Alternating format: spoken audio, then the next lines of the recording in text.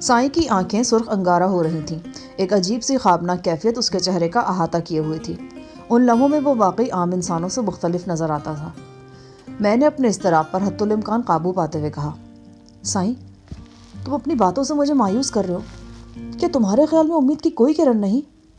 نہیں۔ لیکن کیوں؟ اس لیے کہ تمہارا یار مر چکا ہے۔ وہ زندگی سے بہت دور جا چکا ہے۔ پہلے اسے زندہ کرو، اس میں پھر سے جینے کا حوصلہ پیدا کرو۔ اس لیے کہ امید اور نا امیدی کی باتیں تو زندہ لوگوں کے لیے ہوتی ہیں۔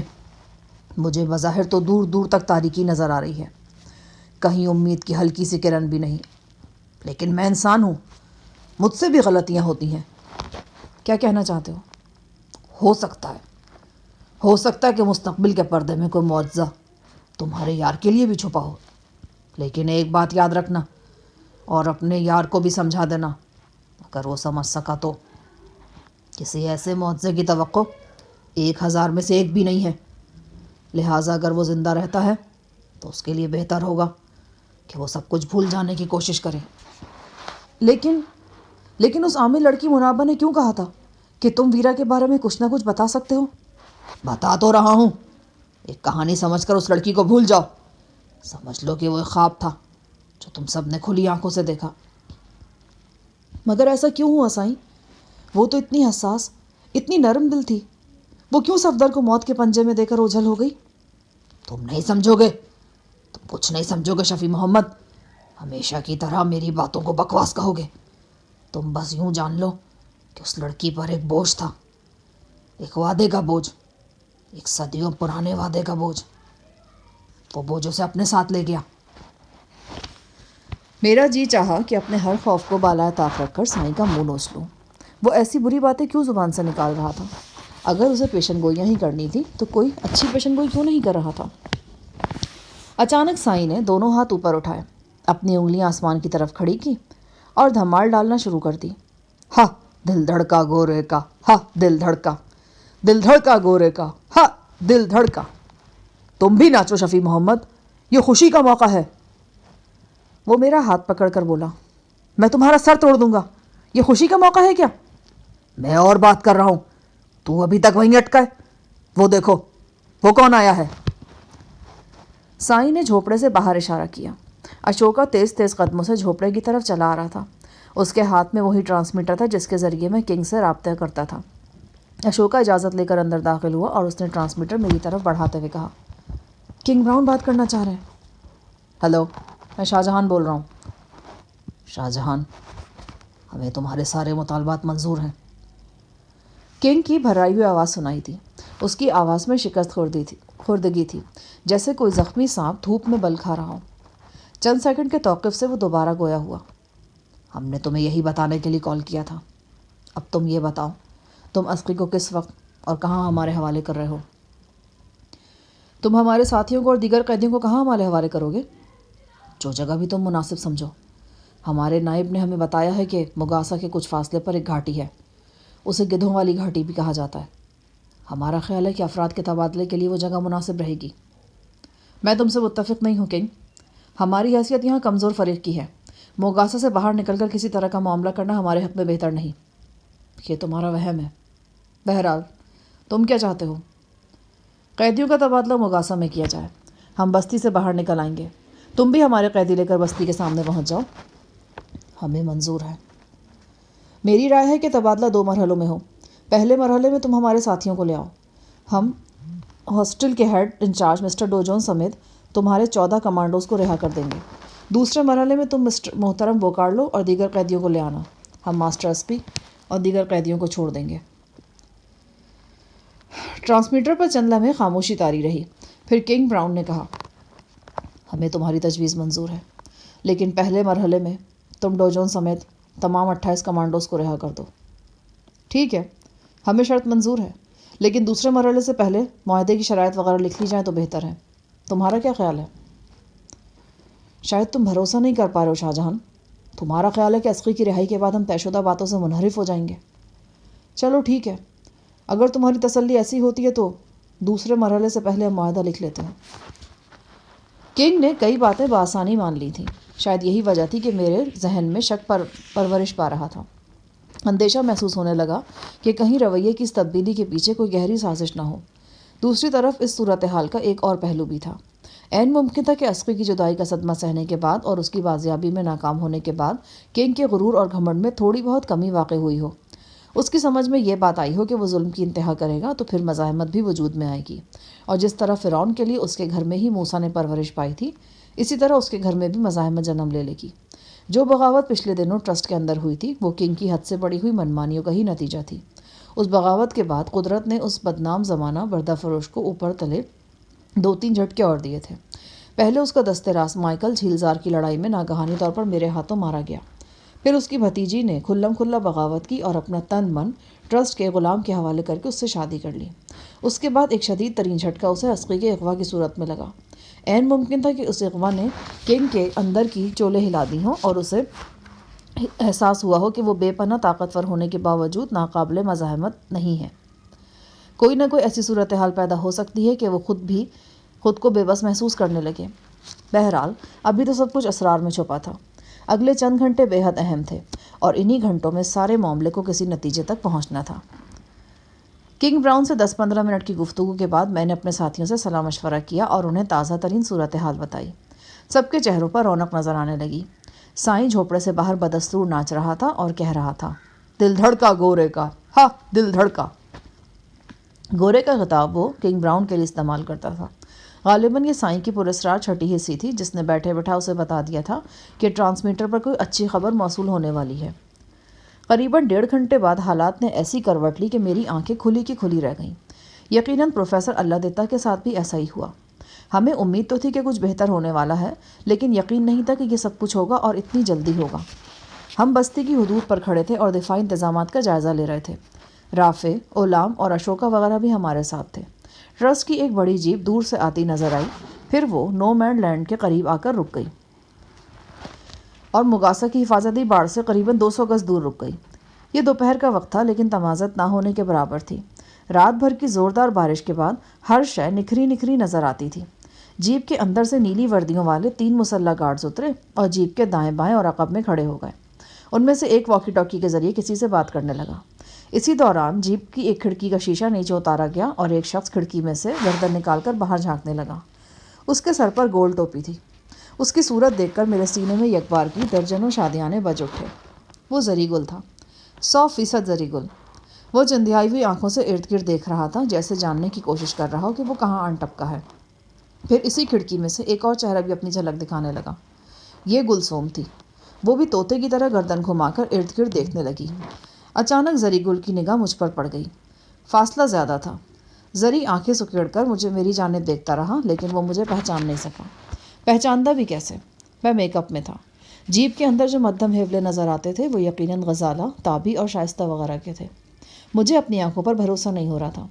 ہرگز توقع نہیں تھی کہ میں اتنی جلدی اپنے ساتھیوں کی صورتیں دیکھ سکوں گا۔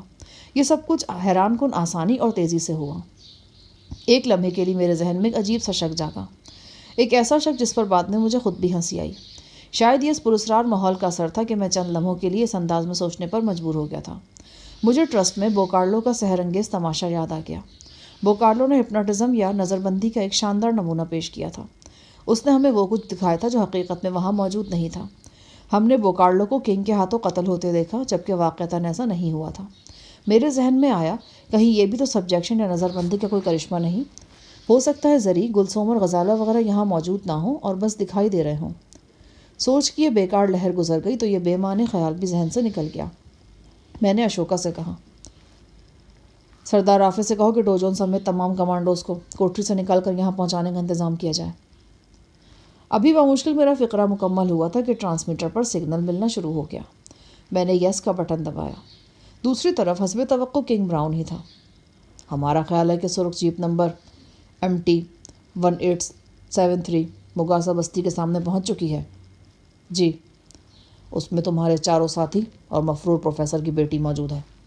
تم ڈوجون اور کمانڈوز کو سامنے لے آؤ۔ ٹھیک ہے، ہم لا رہے ہیں۔ شاہ جہان، دیکھو کوئی گڑبڑ نہیں ہونی چاہیے۔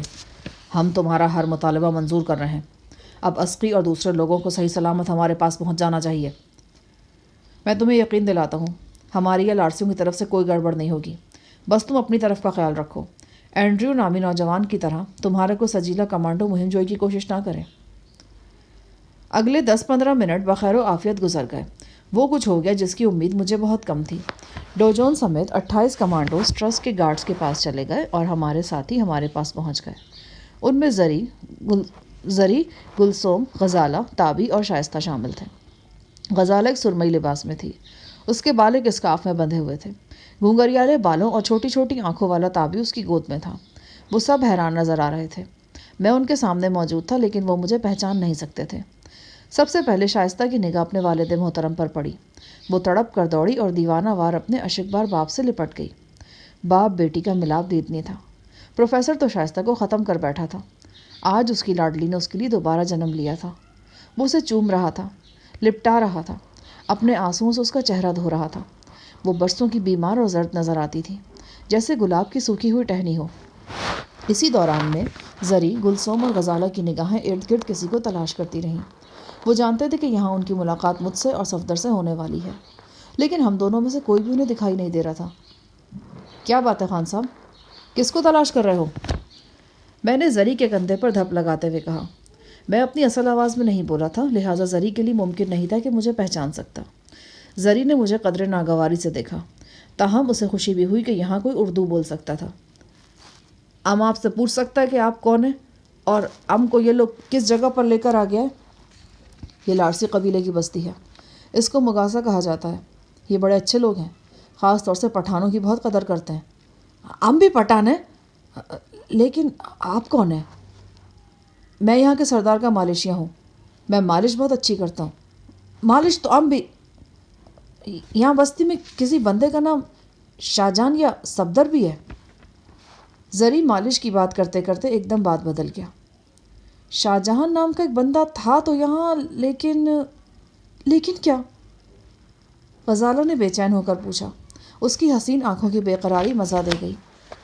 شاید میں ان تینوں کو کچھ اور بھی ستاتا، لیکن موقع ایسا نہیں تھا۔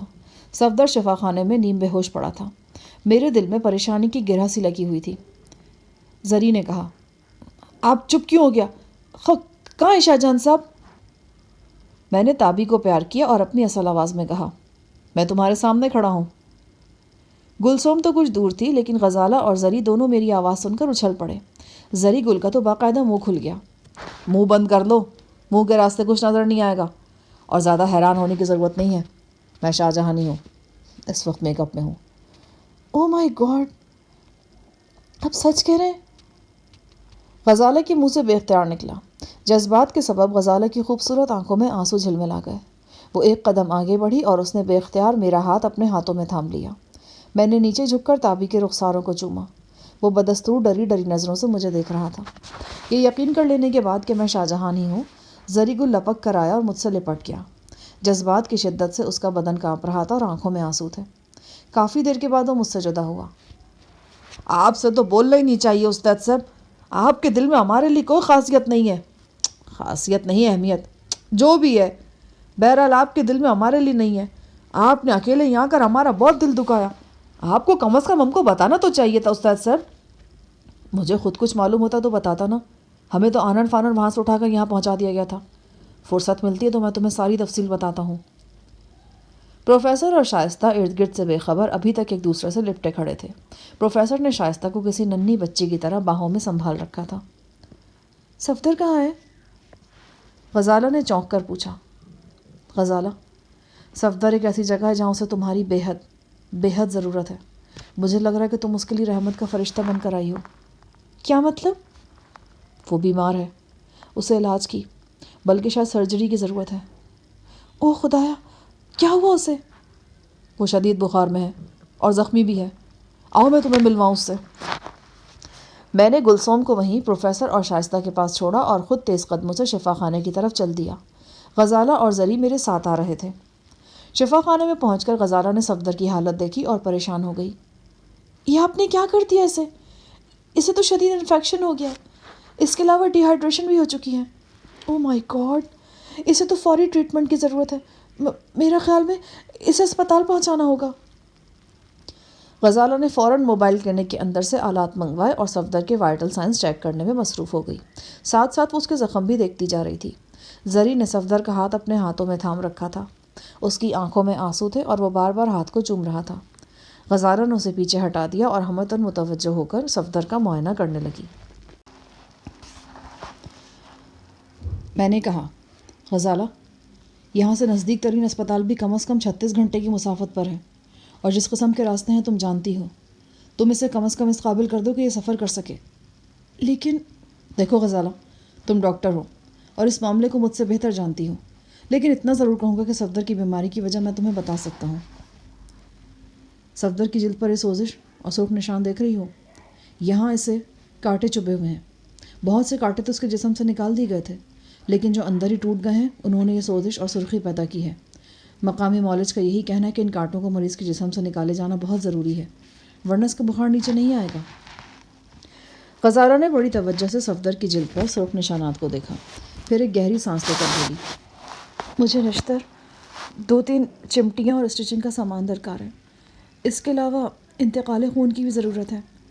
کیا یہ انتظام ہو سکے گا؟ ٹرالر کے اندر سرجری کا کچھ سامان موجود ہے، میرا خیال ہے کہ تمہیں اس میں سے ضرورت کی چیزیں مل جائیں گی۔ غزالہ نے ایک دلیر سرجن کی طرح اپنی آستینیں چڑھا لیں اور تیار ہو گئی۔ اس کی صلاحیتوں کا میں معترف تھا۔ اس سے پہلے کم از کم 2 ایسے مواقع تھے جب اس نے بے سر و سامانی کی حالت میں نازک سرجری کی تھی اور کامیاب رہی تھی۔ پھر بحری جہاز ہرکولس میں مسز ڈوروتھی کے خاوند کو موت کے پنجوں سے چھڑانے کے لیے غزالہ نے جو دیوانہ وار کوشش کی تھی، وہ بھی فراموش کی جانے والی بات نہیں تھی۔ بے شک ڈوروتھی کا خاوند زندگی ہار گیا تھا، مگر غزالہ کی انتھک جدوجہد مسز ڈوروتھی سمیت ہر دیکھنے والے کی آنکھ میں نقش ہو گئی تھی۔ نہ جانے کہ مجھے یقین سا ہو گیا تھا کہ غزالہ مشکل سے مشکل حالات میں بھی مسیحائی کا حق ادا کر سکتی ہے۔ صفدر کو غزالہ کے سپرد کر کے میرا بوجھ نصف سے بھی کم رہ گیا۔ شفا خانے کے اندر سرجری کے لیے ایک علیحدہ پورشن منتخب کر لیا گیا۔ صفدر اور زری کا بلڈ گروپ ایک تھا۔ زری فوراً خون دینے کے لیے تیار ہو گیا۔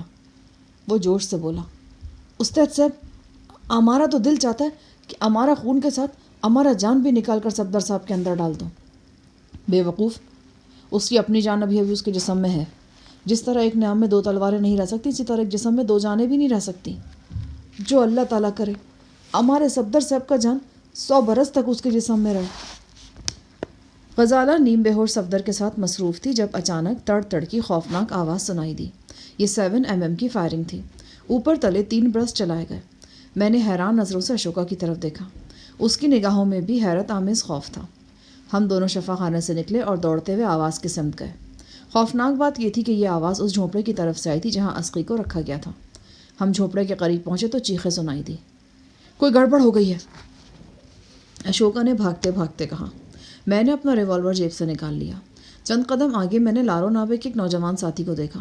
گولی اس کی گردن میں لگی تھی اور وہاں سے خون پچکاری کی طرح نکل رہا تھا۔ اس نے دونوں ہاتھوں سے اپنی گردن دبا رکھی تھی اور چیختا ہوا شفا خانے کی طرف بھاگ رہا تھا۔ مجھے لگا جیسے سورج اچانک میرے سر پر آن گرا ہے اور میں بے رحم شعلوں میں گر گیا ہوں۔ مجھے جھونپڑے کے عین سامنے 2 لاشیں نظر آئیں۔ ان میں سے ایک جھیلزار کے نائب سردار لارو نابے کی تھی، وہی سخت گیر لیکن بے حد زرک سردار جس نے پچھلے چند دنوں میں میری توقع سے بڑھ کر میرا ساتھ دیا تھا۔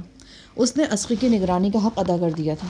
اس کے سینے میں کم از کم 3 گولیاں پیوست تھیں اور ایک نے تقریباً دل کے مقام پر سوراخ کر دیا تھا۔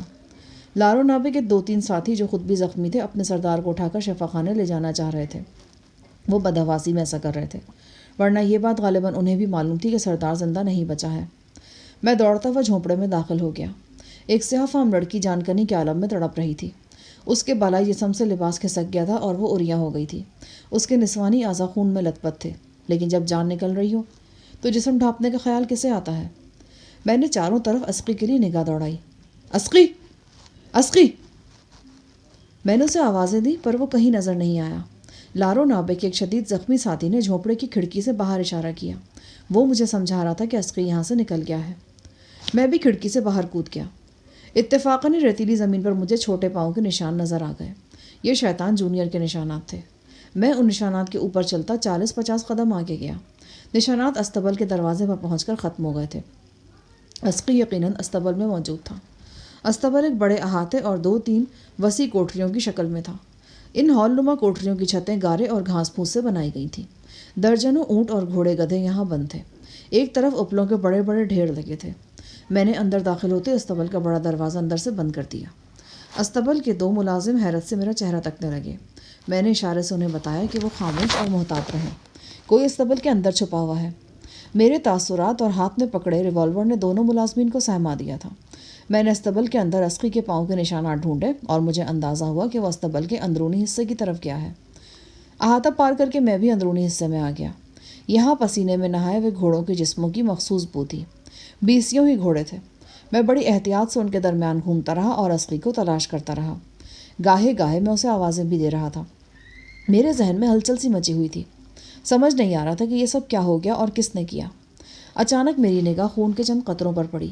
میرے دل نے گواہی دی کہ عسقی زخمی بھی ہے۔ یقیناً یہ زخم سنگین نہیں تھا، ورنہ اگر خون زیادہ بہتا تو عسقی اتنی دور تک چل کر آ نہیں سکتا تھا۔ میری نگاہ ایک تاریک گوشے پر پڑی۔ مجھے شک ہوا کہ وہاں کسی چیز نے حرکت کی ہے۔ میں احتیاط سے اس جانب بڑھا۔ اچانک ایک پتھر میرے چہرے پر لگا اور میرے 14 طبق روشن ہو گئے۔ پتھر وزنی تھا۔ میرے منہ میں خون کا نمکین ذائقہ گھل گیا۔ میں نے دیکھا عسقی تاریک گوشے سے نکلا اور اندھا دھند مخالف سمت میں بھاگا۔ رک جاؤ عسقی، ورنہ میں گولی چلا دوں گا، وہ ایسی دھمکیوں میں آنے والا کہا تھا۔ میں اس کے پیچھے دوڑا۔ دوڑتے دوڑتے اس نے تیزی سے رخ بدلا اور کھڑکی کی ایک بڑی چوکی کے نیچے گھس گیا۔ 15-20 فٹ مربع کی یہ چوکی ایک دیوار کے ساتھ رکھی تھی اور اس پر اپلوں کا مینار نما ڈھیر لگا تھا۔ زمین سے چوکی کی بلندی بمشکل 5 فٹ رہی ہوگی۔ عسقی اوندھے منہ لیٹ کر اس کے نیچے اوجھل ہو گیا۔ میں بھی اوندھے منہ لیٹ گیا۔ نیچے تاریکی تھی، کچھ دکھائی نہیں دیتا تھا۔ باہر آ جاؤ عسقی، ورنہ اچھا نہیں ہوگا۔ جواب میں اس نے گالیوں کی بارش کر دی اور چیخنے لگا کہ میں یہاں سے دفان ہو جاؤں۔ اسی دوران میں پروفیسر اللہ اور اشوکا بھی مجھے تلاش کرتے ہوئے وہاں پہنچ گئے۔ میں نے انہیں عسقی کے بارے میں بتایا اور وہ چوکی نما پلیٹ فارم بھی دکھایا جس کے نیچے وہ چھپا ہوا تھا۔ اشوکا نے مجھے اطلاع دیتے ہوئے کہا، بہت گڑبڑ ہو گئی ہے شاہجہاں صاحب، لارو نابے سمیت 4 افراد ہلاک ہو گئے ہیں، 2-3 شدید زخمی بھی ہیں۔ مگر فائرنگ کس نے کی؟ کچھ پتہ نہیں چلا جناب، بس ایک زخمی نے اتنا بتایا کہ وہ کوئی مقامی شخص تھا۔ اس نے سامنے والے جھونپڑے کے اندر سے گولیاں چلائی ہیں اور پھر جھونپڑے سے نکل بھاگا۔ اس نے اپنا منہ پگڑی میں چھپا رکھا تھا۔ بہرحال جو بھی ہوا اچھا نہیں ہوا۔ قاتل کا پتہ فوراً لگنا چاہیے۔ رافع کیا کر رہا ہے؟ ابھی تو وہ لاش اٹھوا رہا ہے اور زخمیوں کو اسپتال پہنچوا رہا ہے، پروفیسر نے مختصر جواب دیا۔ اسی دوران عسقی نے اپنی پناہ گاہ کے اندر سے پھر گالی گلوچ شروع کر دی۔ استبل کے ملازمین نے لکڑی کی چوکی کے نیچے ہاتھ ڈال کر اسے نکالنے کی کوشش کی۔ اس نے ایک ملازم کے ہاتھ کی 2 انگلیاں بے دردی سے چبا ڈالی۔ کچھ سمجھ نہیں آ رہا تھا کہ اس شیطان صفت کا کیا کیا جائے۔ اسی دوران میں سردار غلام کے ساتھ زری گل بھی ہانپتا کانپتا وہاں پہنچ گیا۔ اسے جب صورتحال کا پتہ چلا اور یہ معلوم ہوا کہ لکڑی کی چوکی کے نیچے جو بچہ گھسا ہوا ہے وہ کنگ براؤن کا بگڑا تگڑا شہزادہ ہے تو زری کا چہرہ سرخ ہو گیا۔ بگڑے تگڑوں کا علاج مولا بخش سے ہوتا ہے جی، آپ دیکھیں کہ ابھی ہم اس خنزیر کے بچے کو نیچے سے کیسے نکالتا ہے۔ اس نے قریب پڑا ہوا لمبا بانس اٹھایا اور بلا توقف چوکی کے نیچے گھسیڑ دیا۔ بانس کے ذریعے اس نے زور زور سے عسقی کو ٹہوکے دینے شروع کیے تو ایک بار پھر اس کے منہ سے گالیاں ابل پڑیں۔ تاہم چند ہی لمحے بعد یہ گالیاں چیخوں کی شکل اختیار کر گئیں۔ زری ہر ضرب کے ساتھ دانت پیس کر کہتا، نکل بچے باہر، نکل۔ واقعی 1 منٹ میں عسقی باہر نکل آیا۔ باہر نکلتے ہی میں نے اسے دبوچ لیا۔ وہ 1000 میل فی گھنٹہ کی رفتار سے ٹانگیں چلانے لگا۔ استبل کے ہٹے کٹے ملازم نے اس کی ٹانگیں بھی دبوچ لیں۔ عسقی کی ایک انگلی معمولی زخمی تھی، غالباً دھینگا مشتی یا بھاگنے کے دوران میں اسے یہ زخم لگا تھا۔ انگلی سے خون کے قطرے گر رہے تھے۔ عسقی کو اپنی زخمی انگلی یا خون کی متعلق پرواہ نہیں تھی۔ میں نے اپنا رومال پھاڑ کر اس کی انگلی پر باندھا۔ اس دوران میں وہ 3 افراد کی گرفت میں پارے کی طرح مچلتا اور چیختا چلا جا رہا تھا۔ اچانک 2 افراد دوڑتے ہوئے اندر داخل ہوئے۔ ان میں سے ایک کے ہاتھ میں ٹیلیسکوپ تھی۔ یہ وہی سیاہ فام تھے جو کھجور کے بلند درخت پر مچان کے اندر بیٹھے رہتے تھے۔ ان کا تعلق لارو نابے سے تھا۔ ایک سیاہ فام نے ہانپتے ہوئے لہجے میں کچھ اشوکا سے کہا۔ اشوکا کا رنگ لیمو کی طرح زرد ہو گیا۔ کیا بات ہے اشوکا؟ جناب، یہ بندہ کہتا ہے کہ ٹرسٹ کی بہت سی گاڑیاں اور 4-5 بلڈوزر تیزی سے بستی کی طرف آ رہے ہیں۔ گاڑیوں کی تعداد اتنی زیادہ ہے کہ دور تک گرد و غبار دکھائی دیتا ہے۔ یہ بے حد تشویشناک بلکہ ہولناک خبر تھی۔ میری چھٹی حص نے پکار کر کہا کہ کوئی بہت بڑی غلط فہمی خونریز لڑائی کا سبب بننے والی ہے۔ میرا دھیان سیدھا عسقی کی طرف گیا۔ کہیں ٹرسٹ والوں نے یہ تو نہیں سمجھ لیا کہ ابھی تھوڑی دیر پہلے ہونے والی فائرنگ میں عسقی کو نقصان پہنچا ہے؟ یہ بات تو تحتی کے بستی میں مخبر موجود ہے۔ ممکن ہے کہ انہوں نے بددیانتی کی بنیاد پر یا غلط فہمی سے ٹرسٹ تک کی اطلاع پہنچا دی ہو کہ عسقی کو نقصان پہنچ گیا ہے۔ اگر ایسا تھا تو مجھے فوری طور پر اس کا تدارک کرنا چاہیے تھا۔ میں نے پروفیسر اشوکا کو ہدایت کی کہ وہ عسقی کی کڑی نگرانی کریں اور خود میں دوڑتا ہوا اپنے جھونپڑے میں پہنچا۔ وہ مخصوص ٹرانسمیٹر وہیں موجود تھا جس پر میں کنگ سے براہ راست رابطہ کر سکتا تھا۔ جو ہی میں جھونپڑے میں داخل ہوا، سخت پریشانی کے باوجود مجھے اندازہ ہو گیا کہ جھونپڑے کی اشیاء کو الٹ پلٹ کیا گیا ہے۔ میں نے ٹرانسمیٹر دیکھا، وہ اپنی جگہ پر موجود نہیں تھا۔ میں نے دیوانوں کی طرح ہاتھ چلا کر سامان میں سے ٹرانسمیٹر ڈھونڈنا چاہا، لیکن وہ وہاں ہوتا تو ملتا نا۔ یک مجھ پر لرزہ خیز انکشاف ہوا کہ پچھلے 20-30 منٹ میں جو کچھ ہوا وہ کسی سازش کا تانا بانا ہے، کوئی گہری سازش ہے جس نے لارسیوں اور ٹرسٹ کے درمیان ہونے والے معاہدے کو سبوتاژ کیا ہے، یا پھر ہو سکتا ہے کہ یہ ساری ٹرسٹ کی اپنی ہی کوئی چال ہو۔ بہرحال اس وقت یہ سوچ زیادہ اہم نہیں تھی۔ اس وقت مغربی افق پر نمودار ہونے والا گرد و غبار کا سرخی مائل طوفان اہم تھا، زمین کی وہ تھرتھراہٹ اہم تھی جو بلڈوزروں اور گاڑیوں کی تیز رفتار آمد کا پتہ دے رہی تھی، اور وہ سنسنی کی لہر اہم تھی جو بستی میں یہاں سے وہاں تک جنگجو لارسیوں کے چہروں پر نظر آنے لگی۔ عقب سے غزالہ نے آ کر میرا بازو تھاما۔ یہ کیا ہونے لگا ہے شاہ جہان؟ میرے پاس